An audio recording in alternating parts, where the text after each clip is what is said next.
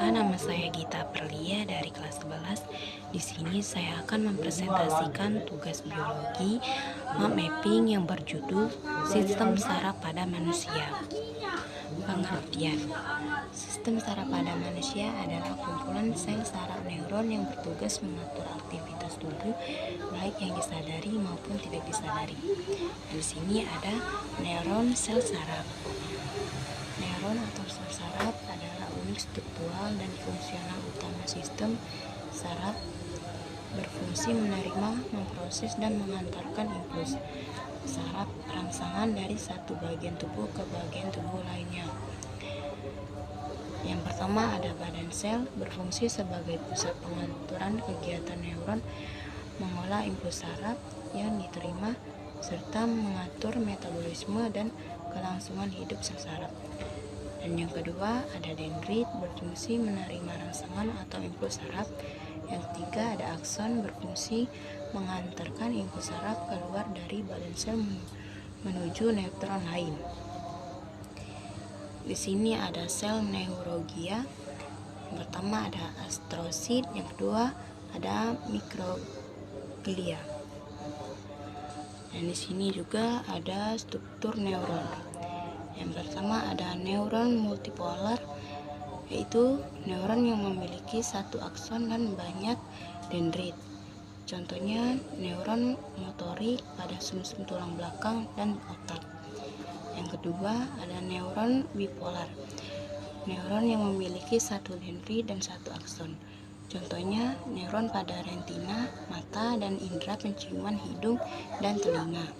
Yang ketiga neuron unipolar, yaitu neuron yang memiliki satu jalur bercabang menjadi dendrit dan akson.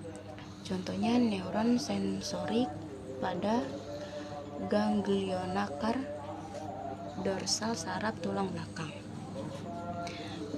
Di sini juga ada sinapsis. Sinapsis adalah hubungan atau celah antara satu neuron dengan neuron lain, atau antara neuron dengan sel efektor, otot, dan kelenjar, yang berfungsi sebagai tempat penghantar impuls saraf. Ekstasi meningkatkan impuls, inhibisi menghambat impuls. Sistem saraf tepi. Sistem saraf tepi adalah sistem saraf perifer. Sistem ini meliputi saraf karnal yang berasal dari otak dan saraf spinal yang berasal dari medula spinalis. Di sini juga ada mekanisme penghantar impuls. Mekanisme penghantar impuls adalah impuls yang diterima oleh dendrit menuju ke badan sel saraf dan akson. Di sini juga ada sel saraf pusat. Sel saraf pusat adalah otak, cerebral, dan sumsum tulang belakang. Medula sinapsis, otak dilindungi oleh tulang tengkorak, sedangkan medula sinapsis dinding oleh ruas-ruas tulang belakang. Dan di sini juga ada impuls saraf. Impuls saraf adalah sinyal listrik dan kimia yang digunakan oleh sel saraf neuron untuk mengirimkan informasi dari satu bagian lain. Impuls ini memungkinkan tubuh kita merasakan rangsangan, berpikir, dan bergerak. Yang pertama ada gerak sadar. Gerak sadar adalah gerak yang terjadi disengaja atau disadari. Contohnya gerak memegang buku saat ingin belajar. Dan yang B ada gerak refleks. Gerak refleks adalah gerak yang tidak disadari atau tidak disengaja. Pelajaran impuls pada gerak refleks berlangsung cepat melewati jalur pendek, yaitu otak tengah, medula oblongata atau dula symphysis. Dan di sini juga ada gangguan sistem saraf. Yang pertama ada neuritis, yang kedua gagal otak, yang ketiga magnetis, dan yang keempat rasa bal, kebas, dan kesemutan.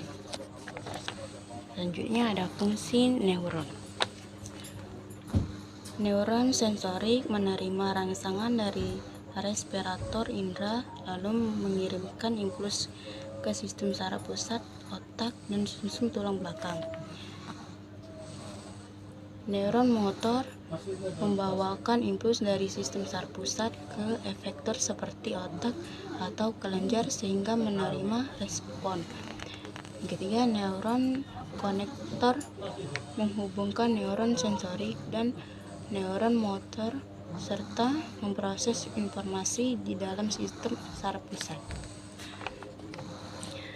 Baiklah, sekian presentasi dari saya. Saya akhiri. Wassalamualaikum warahmatullahi wabarakatuh.